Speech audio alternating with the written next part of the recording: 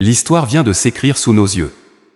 Les présidents américains et russes, Donald Trump et Vladimir Poutine, se sont rencontrés en Alaska pour tenter de mettre fin à la guerre en Ukraine.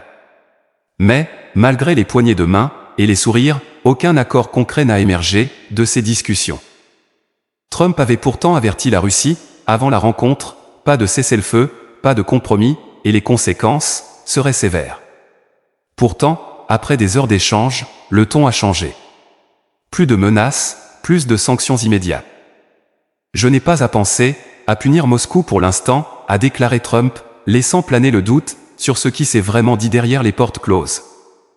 C'était la première fois, depuis 10 ans que Poutine posait le pied sur le sol américain.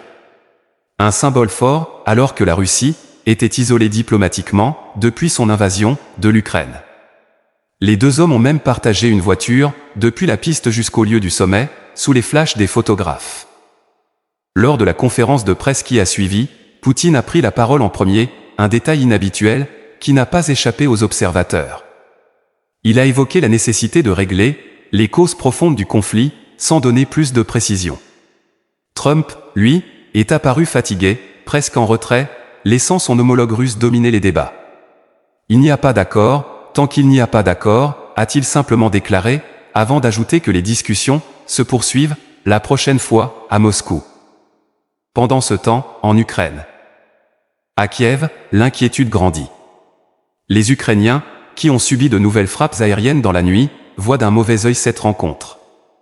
Pour eux, Poutine a une fois de plus manipulé Trump, obtenant une légitimité internationale, sans rien céder en échange. Les médias ukrainiens parlent d'un spectacle écœurant, où un criminel de guerre a été accueilli, avec les honneurs, tandis que leur propre président, Volodymyr Zelensky, avait été rudoyé à la Maison-Blanche, quelques mois plus tôt. Qui a gagné? Qui a perdu? Pour les analystes, Poutine ressort grand vainqueur de ce sommet. Il a montré au monde que la Russie n'est plus un paria, que les États-Unis sont prêts à négocier, sans condition, et qu'ils gardent le contrôle du récit. Trump, en revanche, semble avoir joué un rôle secondaire, presque effacé. Reste une question cruciale.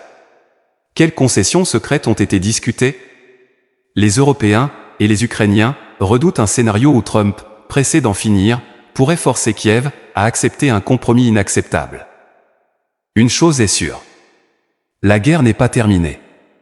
Et tandis que Poutine rentre à Moscou, avec un sourire satisfait, le monde retient son souffle, attendant la prochaine étape de ce jeu d'échecs géopolitique.